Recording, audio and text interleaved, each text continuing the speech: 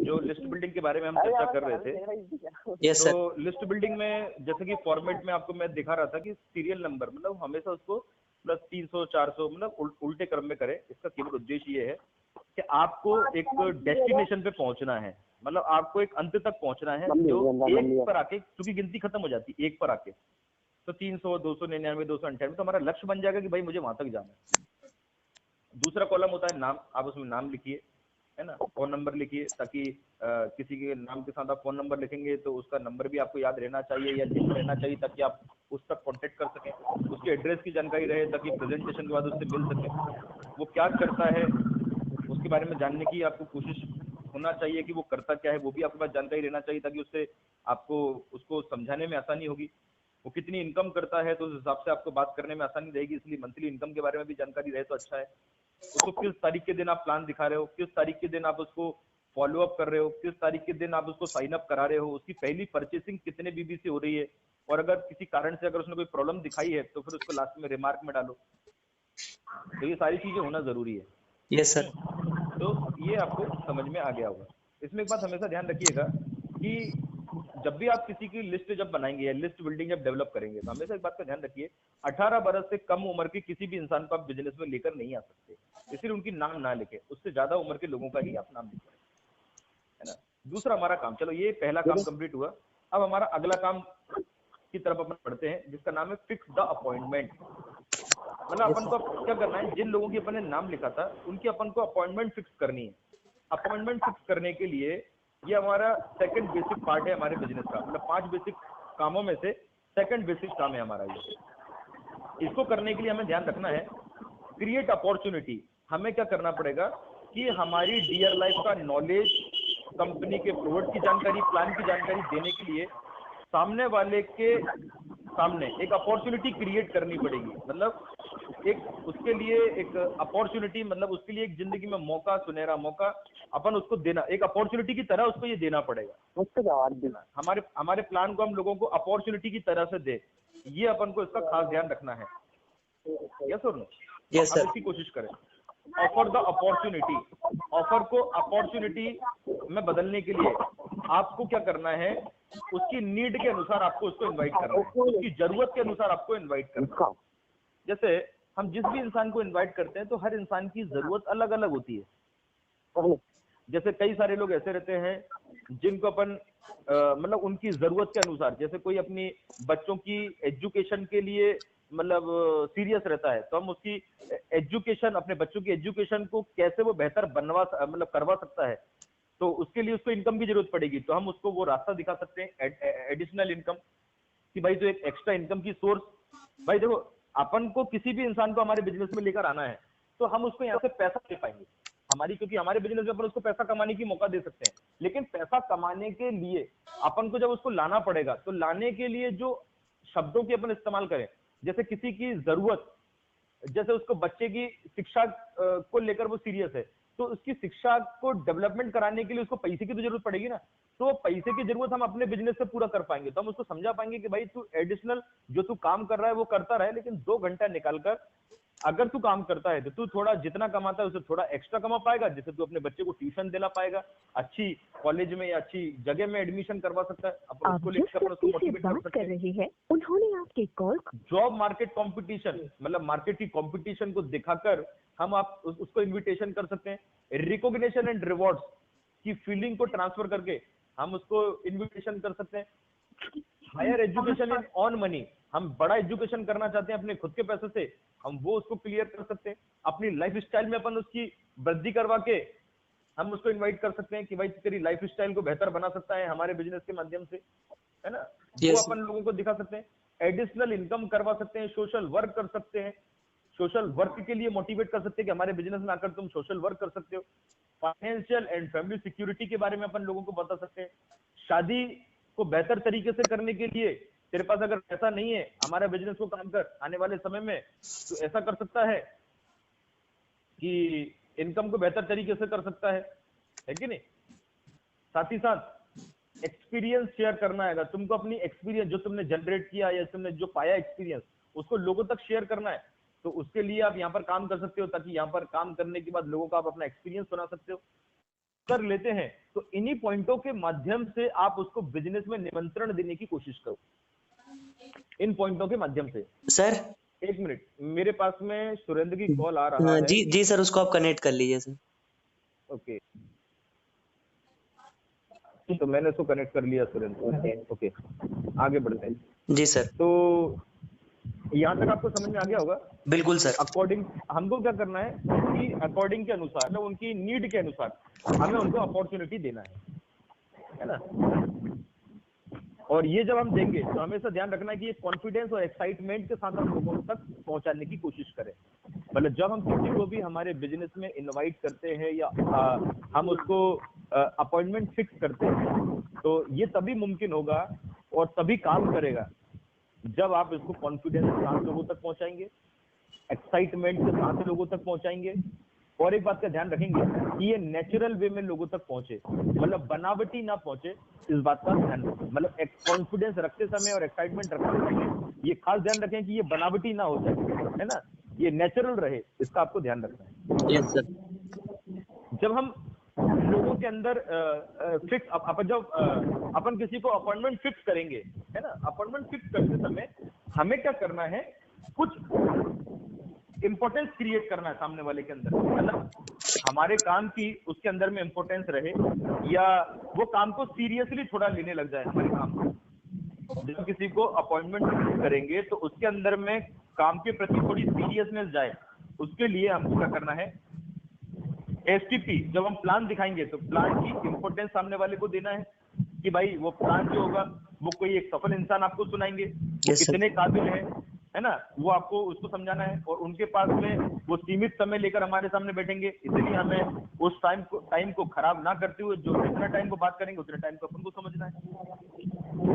Offer to alternative option, जब आप किसी को भी ऑफर दें तो 2 अल्टरनेटिव ऑप्शन आपको देना चाहिए, हमेशा ध्यान रखना है। जैसे किसी को भी जब ऑफर देते हैं, जैसे मैं आपको देना चाहता हूं ऑफर, मैं आपको ऑफर देता हूं कि आप कब आ पाओगे, आप 12 तारीख में आ पाओगे या 18 तारीख में आ पाओगे, ऐसे 2 ऑप्शन अपन को देना है। आप 12 तारीख के दिन आ पाओगे या 14 तारीख के दिन आ पाओगे। तो इससे ये समझ में आता है कि उसके अंदर में हमने ये सिद्ध कर दिया, उसको ये समझा दिया कि भैया तेरे को कोई 2 दिन के अंदर में ही आना है। लेकिन अगर अपन ये अल्टरनेटिव डेट अपन फिक्स नहीं करें तो हम आदमी को बुलाएंगे तो सही, लेकिन किस दिन बुलाएंगे वो तो अपन फिक्स नहीं कर सकते। और इसमें क्या होता है, आदमी के बहाना बंद हो जाएगा। सबसे बड़ी बात होती है अल्टरनेटिव ऑप्शन देने से आदमी की बहाना बंद हो जाएगा, क्योंकि वो एक दिन बहाना दे सकता है, दूसरे दिन तो बहाना नहीं दे सकता ना। भाई आदमी ये बोल सकता है कि चलो उस दिन तो मैं बिजी हूँ, लेकिन ये नहीं बोल सकता कि मैं उस दिन भी बिजी हूँ।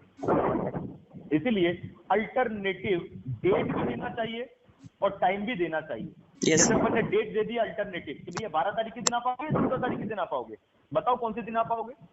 और चलो वो बोल दिया, मान लेते हैं 14 तारीख के दिन आ पाऊंगा यार, 12 तारीख के दिन मैं बिजी हूँ, मैं 14 तारीख के दिन आ पाऊंगा। तो किस टाइम पर आ पाओगे, सुबह के टाइम पर आ पाओगे या दोपहर के टाइम पर आ पाओगे, वो आपको फिक्स करना है। इस तरीके से आप अल्टरनेटिव टाइम दे सकते हो, है ना, इसका आपको ध्यान रखना है। अच्छा, यहाँ पर मैं दोपहर और सुबह का टाइम बोला हूँ, इसकी जगह में आप पर्टिकुलर टाइम बोल सकते हो। क्या आप 9 बजे आ पाओगे सुबह, या दोपहर में 2 बजे के आसपास आप समय निकाल पाओगे, वो आप लोग अपने हिसाब से देखेंगे। जो कंफर्टेबल होता है उस तरीके से आप लोग उसमें जरूरी चेंजेस कर लेंगे। Yes sir. Importance of senior with proper edification, हमेशा क्या करेंगे, जब भी आप किसी को प्लान के लिए बुलाते हो तो अपने जो सीनियर होता है ना, उसकी थोड़ी इज्जत रखिए, उसको जरा थोड़ा एडिफिकेशन करिए, उसको थोड़ा सा बताइए कि भैया ये बहुत इंपॉर्टेंट इंसान है, जिनके बारे में, जिनके माध्यम से आप इंफॉर्मेशन लेने वाले हो। इसीलिए कोई ऑर्डिनरी आदमी या साधारण आदमी इनको मत समझिए, क्योंकि इन्होंने कई सारे लोगों का जिंदगी बदल दी है ना। अगर बदल दिया है तो वो बोलना है। या कोई भी इंसान जब प्लान समझाता है ना, तो उसके अंदर में उसकी इंपोर्टेंस आपको, या उसको थोड़ा सा सीरियसनेस के माध्यम से आप बताइए। उसके सामने कोई हंसी मजाक या कोई ऐसे ही बोलकर कोई भी ऐसा बोल दिया, अरे तू तो आजा यार, हाँ मेरा दोस्त से प्लान सुना दूंगा, अरे वो सीनियर, हाँ वो तो चल दिखा देंगे तेरे को प्लान, कोई टेंशन नहीं है, तू तो बैठ जाना और बैठे रहना थोड़ी देर यार। इस तरीके से हरकत मत करना भाई। अगर इस तरीके से करेंगे ना तो आप क्या कर रहे हैं, आप सामने वाले के अंदर में कोई सीरियसनेस पैदा नहीं कर रहे। तो ये ऐसी हरकत करने से क्या होगा, आप प्लान तो सुनाएंगे लेकिन उसके अंदर कोई इंपोर्टेंस नहीं जाएगा। इसीलिए प्लान सुनाते समय जो आदमी प्लान सुनाए वो उसको थोड़ा इंपोर्टेंस दीजिए। इसके अलावा इट विल टेक, मतलब सामने वाला जब हमारे प्लान सुनने के लिए आए तो उसको समझाइए और उसको बोलिए कि भैया तू 1 से 1.5 घंटा 2 घंटा निकाल कर रही हो प्लान सुनने के लिए। आप उसके हिसाब से बोलिए। भाई पार्सल बाद में करवाना, सुनो पहले। आवाज किसकी आ रही है भैया? म्यूट कर लो जिसकी भी आवाज आ रही है।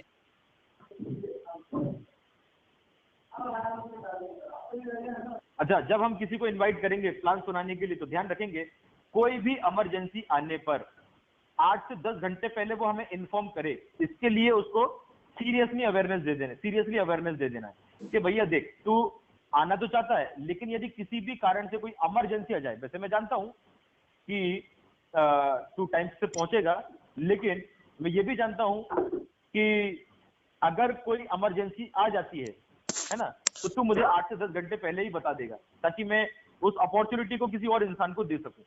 Yes sir. इस तरीके से आप सामने वाले को बोल देंगे। तो इंपोर्टेंस क्रिएट करने के लिए ये कुछ पांच पॉइंट है जिनका आप सहारा लेंगे। Right sir. कुछ ऐसे शब्द हैं जिनको अपन को क्या करना है, इस्तेमाल में लेकर नहीं आना है, और कुछ ऐसे शब्द हैं जिनको हमें अपॉइंटमेंट के टाइम पर करना है, जैसे job opportunity and get salary. देखो यार, हमारे बिजनेस में किसी प्रकार की कोई जॉब नहीं है और किसी प्रकार की कोई फिक्स सैलरी नहीं है। ये तो काम के मतलब आप काम करेंगे और कमीशन बेस्ड इनकम है, जितना आप काम करेंगे उतना आप पाएंगे। इस तरीके की बात सामने वाले को ना बोले। कोई किसी प्रकार की ये स्कीम नहीं है या इन्वेस्टमेंट प्लान नहीं है कि आप कोई पैसा जमा करोगे। इन्वेस्ट करना मतलब क्या होता है कि आपने कोई पैसा जमा करा जो आपको भविष्य में प्रॉफिट देगा, है ना। ऐसा कोई प्लान नहीं है ये, और कोई स्कीम नहीं है। स्कीम मतलब ये होता है कि एक के साथ एक फ्री ले जाओ, इस टाइप की होती है स्कीम। तो इस टाइप का कोई प्लान ही हमारा नहीं है ना। आपने जो पैसा दिया उसके बदले में आपको चीजें मिल जाती है। मंथली फिक्स इनकम, कई बार लोग बोलते हैं भाई तू एक बार ज्वाइन तो कर ले, इतनी इनकम तो तेरी फिक्स हो जाएगी। ये बेकार की बात क्यों बोलना जब है ही नहीं तो। Yes sir. इस तरीके की बात नहीं बोलना। हमारे प्रोडक्ट को लेकर भी कई बार लोग झूठ बोल देते हैं, जैसे भाई तू ये प्रोडक्ट को यूज करेगा ना तेरी बीमारी ठीक हो जाएगी। अरे यार, हमारी कंपनी कोई वादा नहीं कर रही, कोई कमिटमेंट नहीं कर रही कि हम बीमारी ठीक कर देंगे। वो क्यों बात बोलना।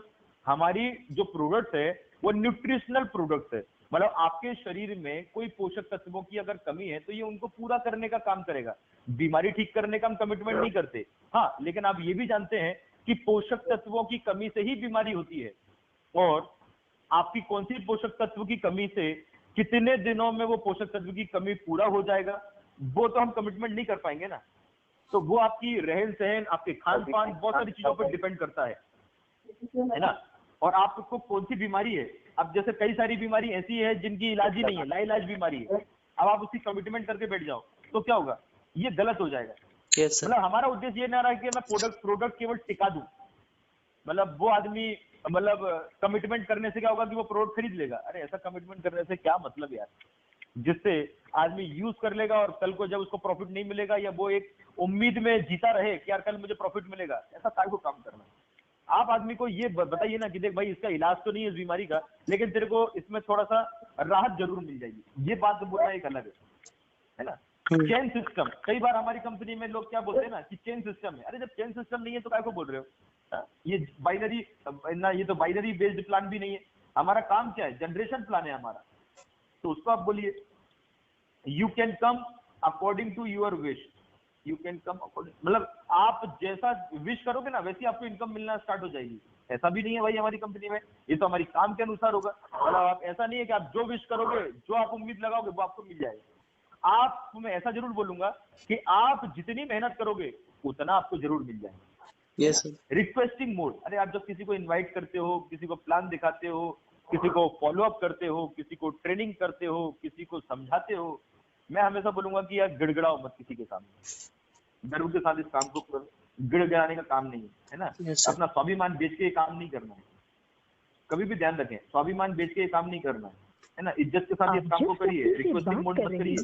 Yes, क्योंकि sir. जब आप रिक्वेस्टिंग मोड करने के लिए जाओगे ना, किसी को रिक्वेस्ट करोगे तो सामने वाला इस काम की इंपॉर्टेंस खत्म कर देगा। इसलिए इस तरीके से काम मत करिए। डोंट आर्गुमेंट, कभी भी हम किसी को समझाने के लिए जाएं तो ध्यान रखिए समझाते समझाते कहीं ऐसा ना हो जाए कि हमारी झगड़ा हो जाए। तो आर्गुमेंट नहीं करना है, हम समझाएं लेकिन आर्गुमेंट ना करें, लड़ाई झगड़ा ना करें।